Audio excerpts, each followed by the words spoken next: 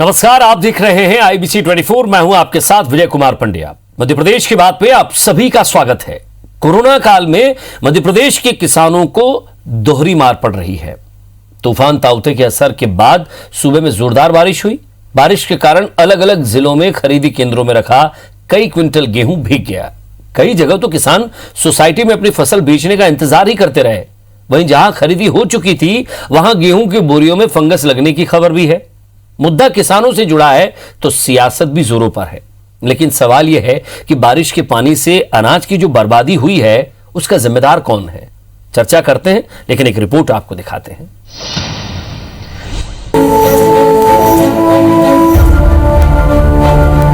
गेहूं की बोरियों में फंगस, किसानों का गेहूं बर्बाद, हजारों क्विंटल गेहूं भीगा, किसानों की फसल बर्बाद, फसल सुखा रहा अन्नदाता।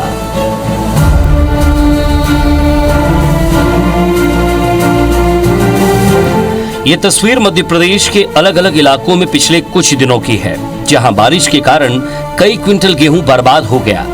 यह सही है कि कुछ जगह गेहूं की फसल को सोसाइटी ने खरीद लिया था, लेकिन उन किसानों का क्या जो अपनी फसल बेचने का इंतजार कर रहे थे। सवाल यह है कि क्या गेहूं के भंडारण का इंतजाम नहीं किया गया? क्या अधिकारियों को बारिश का पूर्वानुमान नहीं था, जबकि मौसम विभाग पहले से चेतावनी दे रहा था? क्या बारदाने की कमी के कारण ये हालात बने? क्या प्रदेश के भंडारण गृहों में जगह कम पड़ गई है? क्या अधिकारियों को पहले से इस बर्बादी का एहसास नहीं था? कुछ जगह किसानों को उनकी फसल का भुगतान भी कर दिया गया, लेकिन अनाज की जो बर्बादी हुई है उसका जिम्मेदार कौन है? लेकिन पहले से ही कोरोना के कारण जिंदगी की लड़ाई लड़ रहे उस किसान का क्या, जिसकी फसल नहीं खरीदी गई और वो भीग गई? और अब यही सियासी मुद्दा है। पूर्व मुख्यमंत्री कमलनाथ ने मुख्यमंत्री शिवराज सिंह चौहान को पत्र लिखकर जल्द से जल्द किसानों की समस्या दूर करने की मांग की है। हमारा किसान के साथ कितना अन्याय हो रहा है, किसान कितना पिट रहा है, खरीदी में क्या हो रहा है, छोटे व्यापारियों का क्या हो रहा है, इस सब से आज बड़ी मुझे चिंता है। किसान एक ऐसा मुद्दा है जिसे कोई भी राजनीतिक दल नाराज नहीं कर सकता है। मध्य प्रदेश में भी केंद्र सरकार यदि किसानों को 6,000 किसान सम्मान निधि दे रही है, तो राज्य सरकार ने भी 4,000 रुपए का प्रावधान किया है। इस बीच फसल बर्बाद होने से पहले खाद की कीमतों में बढ़ोतरी को लेकर भी कांग्रेस और बीजेपी आमने सामने हो चुकी है। बीजेपी जहां इसे किसानों के लिए हितकारी कदम बता रही है, तो वहीं कांग्रेस इसे किसानों के साथ धोखा करार दे रही है। वैसे बर्बाद फसल को लेकर गृह मंत्री ने भरोसा दिलाया है कि हर किसान का एक एक दाना खरीदा जाएगा।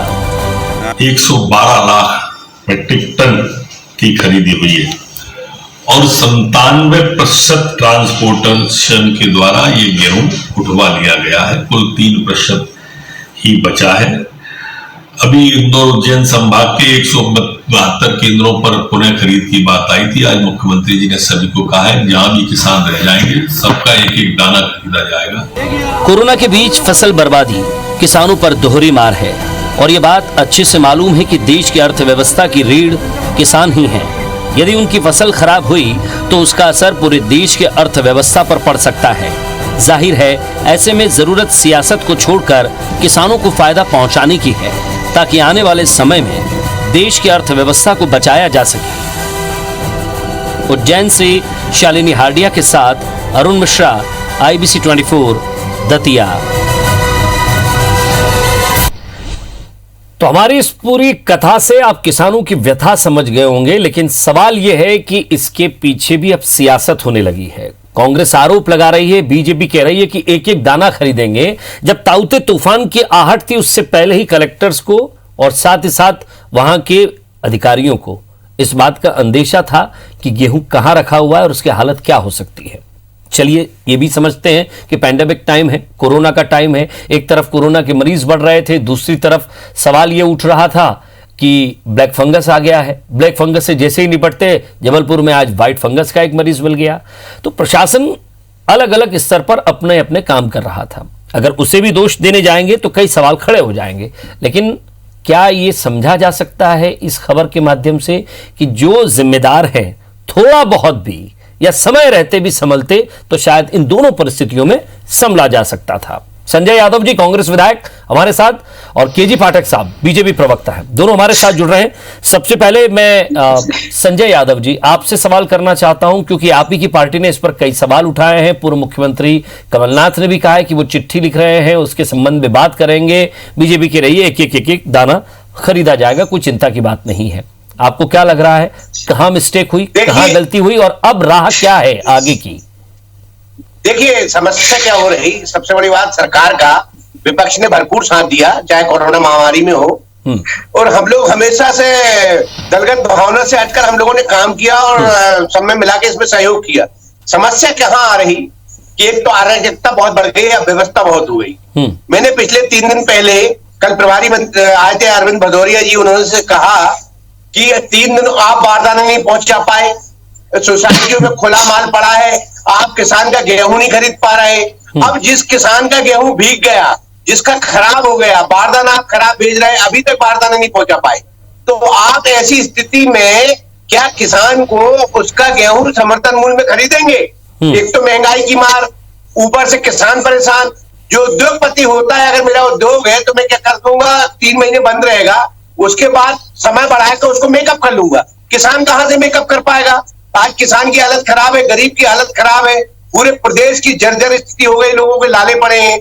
आप गेहूं चावल तो दे रहे हैं, लेकिन क्या दाल वो सूखा आटा खाएगा, सूखी रोटी खाएगा, सूखे चावल खाएगा? मैंने कई बार कहा माननीय मुख्यमंत्री जी से कि आप मसाले किट की अनुमति हम विधायकों को दे दो, तो जितनों को आप राशन दे रहे हैं, हम अपनी विधायक निधि से कम उनको दाल तो दे दे, तेल शक्कर मसाला तो दे दे, कुछ पौष्टिक आइटम तो दे दे, वो भी अनुमति नहीं दे रहे हैं आप। तो आप कहां ले जाना चाह रहे हैं मध्य प्रदेश को, किस स्थिति में पहुंचाना चाह रहे हैं? सूखी रोटी खिलाना चाह रहे हैं? पाठक साहब, अब आपसे मैं जवाब लूं या आप कोई सवाल खड़े करेंगे? देखिए, आज जवाब देने का भी समय है और सवाल पूछने का भी समय है। निश्चित तौर पर कांग्रेस पार्टी जो व्यवहार कर रही है, कमलनाथ जी कागजी शेर दिखाई दे रहे हैं, कागज चला रहे हैं। आज जब कोरोना ढलान पर है, कोरोना मध्य प्रदेश में संभलने की स्थिति में है और हम उससे बाहर निकल रहे हैं, तो कमलनाथ जी बाहर निकलने लगे। जी, ये आपकी विधानसभा नहीं है जिसमें आप अराजकता फैलाएंगे। आपकी तरह मैं भी निमंत्रित होकर इस चैनल पे आया हूँ, मैंने आपको पूरा सुना है, पूरा सुनिए। अगर इस तरीके से डिबेट करना है तो इन्हीं से करवा लीजिए, इसको कांग्रेस पार्टी का ऑफिशियल चैनल बना दीजिए। आप कांग्रेस पार्टी के विधायक को शर्म आनी चाहिए। अपने विषय, अपने समय पे आप बोल चुके हैं, मुझे बोलने दीजिए। ये आपका कांग्रेस कार्यालय नहीं है। संजय यादव जी, आप सवाल कीजिए ना। आपने अपना सवाल किया, आपने अपना सवाल, मैंने आपसे सवाल किया, आपने जवाब दिया। जरा अब जब सत्ता पक्ष में जो है उसको भी सुन लेते हैं। ठीक है, विपक्ष है, आप सवाल पूछने का आपका अधिकार है, लेकिन उनको बोलने दीजिए ना। केजी पाठक साहब को ऐसा नहीं लगना चाहिए कि वो जिस तरह से कह रहे हैं कि कांग्रेस का चैनल घोषित कर दीजिए। तो साहब, हाथ जोड़कर निवेदन है सर, आपके साथ भी उतना ही है जितना संजय यादव जी के साथ है। हम सिर्फ मीडिया है, चौथा पक्ष हम दिखा रहे हैं, ना आपको जिम्मेदार ठहरा रहे हैं, ना उनको गलत कह रहे हैं। लेकिन स्थिति जो तस्वीरें जो थी वो आपको भी दिखाई, उनको भी दिखाई, और हमारा काम है असलियत बाहर लाना। अगर आपको लगता है कि कहीं आप सही हैं तो अपनी बात रखिए, संजय यादव जी अपनी बात रख देंगे। इसमें लड़ने झगड़ने वाली कोई बात नहीं, और ना ही हमें गलत ठहराने की हुई। पाठक साहब शुरू करें। देखिए, ना लड़ने झगड़ने की बात है और ना ही मेरे चिल्लाने की बात है। मैंने संजय यादव जी विधायक है, मर्यादित आचरण पेश करें, मैंने उनको बड़ी शालीनता पूर्वक पूरी तरीके से सुना। मेरा जवाब भी सुन ले। अगर उनको आरोप लगाने का अधिकार है तो सरकार को जवाब देने का भी अधिकार उनको देना चाहिए। सबसे पहली चीज, आज तक 112 लाख मीट्रिक टन गेहूं की खरीदी मध्य प्रदेश में की जा चुकी है। लगभग 97% गेहूं का ट्रांसपोर्टेशन करके उनको उचित जगह पर पहुंचाया जा चुका है। हमने जो उज्जैन इंदौर संभाग है उसमें भी जहां जहां पर पुनः खरीदी की मांग हो रही थी, 172 केंद्रों की मांग उठी है और उनको हमने चिन्हित भी किया है। निश्चित तौर पर जहां पर समस्या है वहां पुनः खरीदी करवाएंगे। एक एक दाना मध्य प्रदेश के किसानों का खरीदा जाएगा। बारदाने की कोई कमी नहीं आने दी जा रही है। यहाँ तक आप सही हैं, यहाँ तक आप सही। मैं एक सवाल पूछ रहा हूँ, भंडारण का और बारिश के पूर्वानुमान का क्या अधिकारियों को, क्या वेयरहाउस के संचालकों को या फिर सरकार को इस बात की जानकारी नहीं थी? क्योंकि आप समझिए पिछले 5-7 दिन पहले से हम ये चिल्ला रहे थे चैनल पर बैठ बैठकर कि साहब ताऊते तूफान आएगा, वहां ऐसी स्थिति बनेगी, मध्य प्रदेश की इस हिस्से में वो चोट पहुंचाएगा, यहां बारिश होगी। मैं कई बार इस तरह की खबरें पढ़ चुका हूं और आप भी हमारे चैनल को सब्सक्राइब करते हैं सर, आपने भी देखा होगा। तो मैं यही पूछ रहा हूं कि क्या उस समय समझ नहीं आया या फिर इतनी जल्दी तैयारी नहीं कर पाए? कुछ तो गलती रही होगी, स्वीकार करें।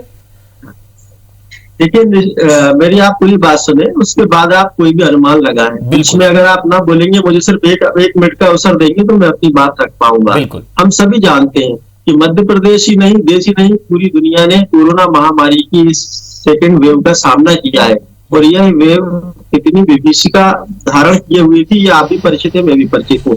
इस पूरे कोरोना काल में हमें सरकारी कर्मचारी भी किसी के माता पिता हैं, किसी के पुत्र हैं, किसी के भाई हैं, किसी के बेटे हैं, उन सबकी जान की भी चिंता करना थी, साथ में गेहूं की खरीदी भी करना थी। इसीलिए मध्य प्रदेश सरकार ने गेहूं की समय सीमा बढ़ाई है। अब प्रकृति का प्रकोप कह लीजिए कि कोरोना के साथ साथ ताऊते तूफान भी आ गया, जिसके कारण बारिश हुई और कुछ भागों में गेहूं का भीगने के समाचार है, गीले होने के समाचार है।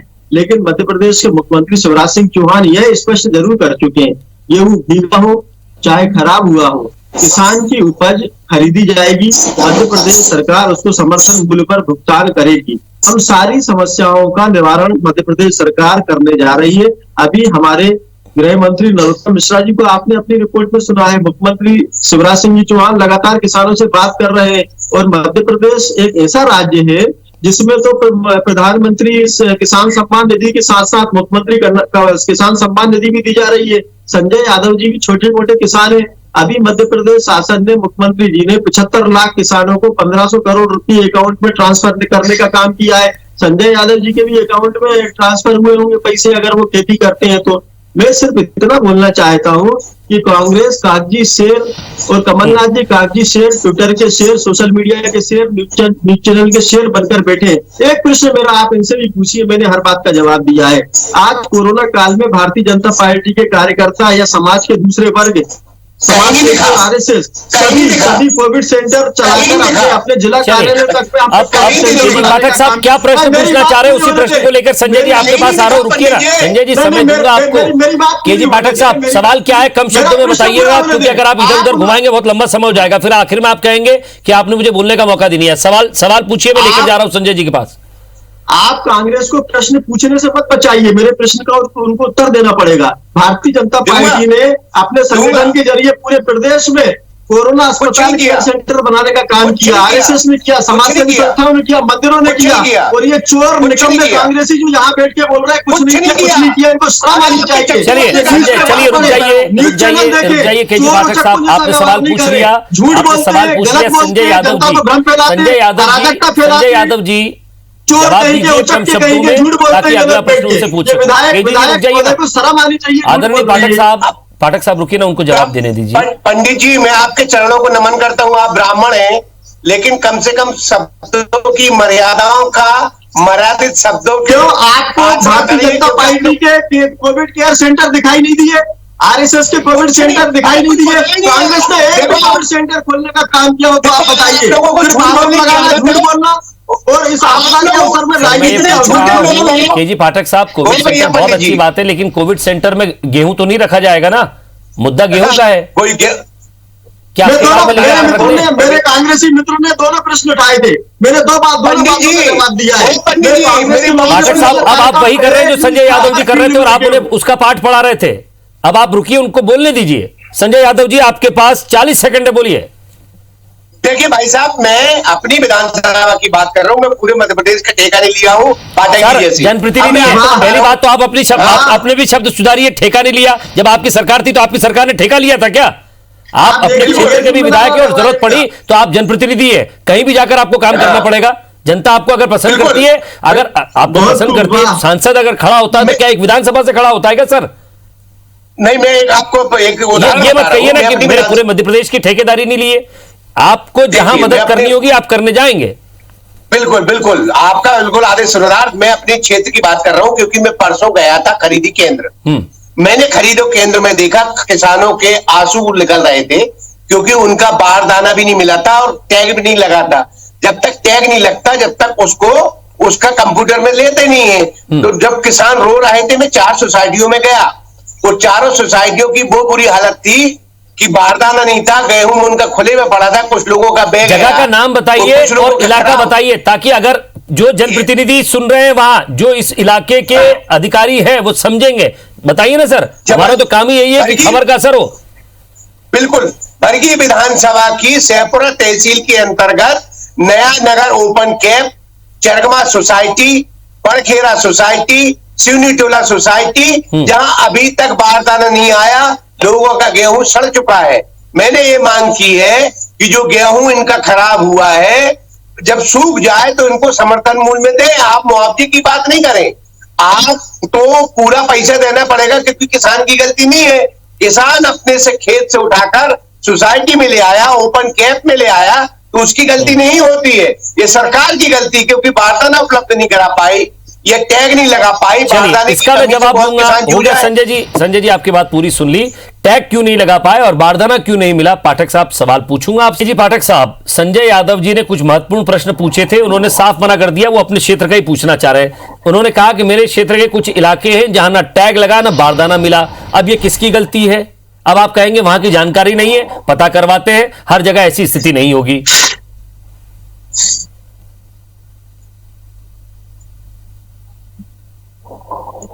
पाठक साहब आवाज आ रही है आपको?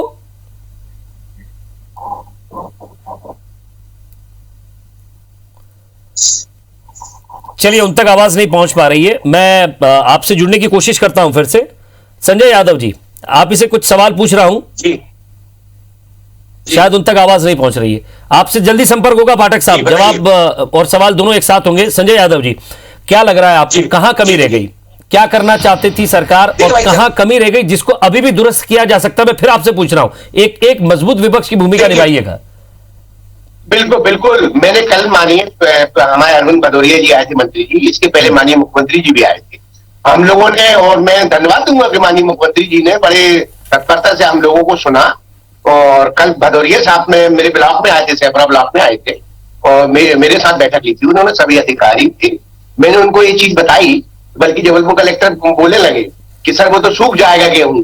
अब कलेक्टर को ये नहीं मालूम कि कुछ गेहूं बह गया या कुछ गेहूं बारदाना सड़ा हो गया, तो कलेक्टर साहब को ये भी समझना चाहिए। वो सरकार की तरफ से बयान दे रहे थे मंत्री जी को, तो बल्कि मंत्री जी समझ रहे थे, बड़े गंभीर मंत्री है, मैं उनकी तारीफ करूंगा, अरविंद भदौरिया जी, खुले आपके सामने तारीफ कर रहा हूँ। तो मैंने कहा भैया, कुछ जगह ये स्थिति बनी कि आंधी तूफान से लोगों के गेहूं में खुद गया था, क्योंकि देखने सड़ गया है, क्योंकि वो भीग गया रहा, पानी भर गया रहा वहां, वो बारदाने नहीं दे पाए हम, सरकार की कमजोरी रही इसमें, टैग नहीं लग पाया, उनका माल अंदर नहीं हो पाया, तो बेचारे किसान परेशान है। तो आप उसका निरीक्षण करवा ले, और मुआवजे की बात नहीं कर रहे हैं हम। तो अगर उसमें सोसाइटी के अंदर पहुंच गया था या ओपन कैंप में पहुंच गया था, तो जवाबदारी सरकार की बनती है। अगर हमारे लेकिन संजय जी, गवर्नमेंट तो कह रही है हमने 97% जो है 97% गेहूं ट्रांसपोर्टेशन के माध्यम से उठा लिया है। नहीं देखिए, यानी पेमेंट हो चुका है?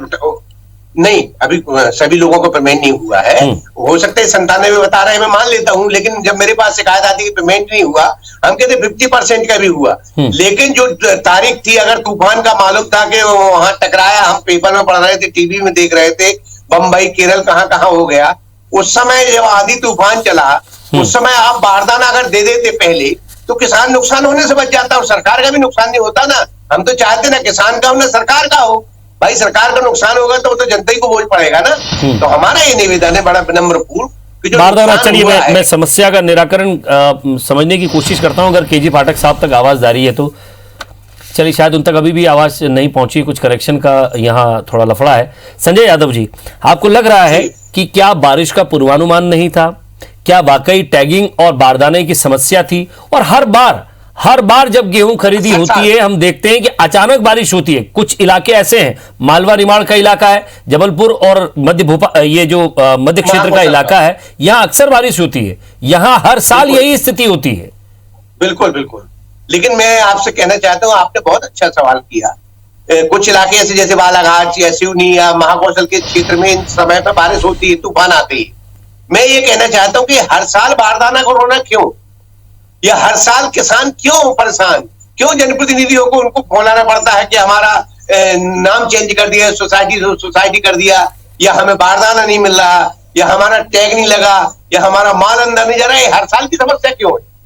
ये मैं समझना चाहता हूँ। जो डेट सुनिश्चित रहती है कि मान लीजिए आप खरीदी आपने शुरू की मार्च के बाद, अप्रैल में आपने खरीदी शुरू की, तो जिस समय तो आपको ये अनुमान है कि इतनी फसल हुई है, वो तो हमें अनुमान रहता है, तो उस फसल के हिसाब से हम बारदाने की व्यवस्था क्यों नहीं करते? ये गलती हमारी है ना कहीं कि हम बारदाने की व्यवस्था नहीं करते। या ओपन कैप है, हमारे पास ओपन कैप बनाए हुए हैं, उन ओपन कैप में बारदाना रख के किसान अपना माल ले गया, बारदाना रखा, टैग लगाया। ये तो आप यहाँ की समस्या बता रहे हैं सर। मैं आपको बता रहा हूं कि कई जगह गेहूं खरीदने के बाद उठाव तो हो जाता है, लेकिन तरपाल की व्यवस्था नहीं है, फिर भीग के खराब हो जाएगा। कई रेलवे के ऐसे इलाके हैं, यार्ड बने हुए हैं, जहां खुले में गेहूं पड़ा रहता है, वहां गेहूं भीग जाता है। सवाल यह है कि जिस देश के अंदर 2 वक्त की रोटी के लिए आदमी जूझ रहा है, वहां हजारों क्विंटल गेहूं भीग कर सड़ जाता है, जिसे जानवर तक नहीं खाता, तो शायद ये चिंता का विषय है। ये हर साल की समस्या है प्रवीण जी। मैं तो ये बता रहा हूं कि हम क्यों नहीं उसका इलाज करते? जो हमें रोग मालूम है कि हर साल रोग आएगा, तो उस रोग का इलाज करना हमारा कर्तव्य बनता है ना सरकारों का। तो वो हम एक बार क्यों नहीं ऐसी व्यवस्था कर लेते कि भाई हमें बारदाने की कमी नहीं आने देंगे। अगर बारदाने की कमी नहीं होगी, तिरपाल होगी, तो भीगने की झंझट खत्म। तूफान आया, आंधी आ जाए, तो कम से कम सरकार को भी तो नुकसान नहीं होगा। किसान का तो हो ही रहा, लेकिन अगर सरकार को मुआवजा देना पड़ता तो सरकार का भी नुकसान होगा ना। इसलिए हमें वही सवाल है सर कि बारिश का पूर्वानुमान नहीं रहा, या फिर जिस सर आप कह रहे हैं कि टैगिंग नहीं हो पाई ठीक से, माल नहीं उठ पाया, धान यहाँ गेहूं नहीं उठ पाया, या फिर उठाव के बाद बारिश की पहले से जो स्थिति होनी थी, या उन्हें खुले में नहीं रखना था, तमाम तरह की बातें। बारदाने की व्यवस्था नहीं है साहब, जहां हॉस्पिटल और ऑक्सीजन तक की दिक्कत है, जहां जिंदगी जीने के लिए जद्दोजहद है, वहां एक बोरा उसकी क्या कीमत है? चलिए देखते हैं सरकार इस चीज को समझे, इस बात को समझे। बहुत बहुत शुक्रिया संजय जी आपका, केजी पाठक साहब आपका भी, क्योंकि कुछ समय के बाद आपका संपर्क टूट गया, इसके लिए हम भी माफी चाहते हैं। नमस्कार।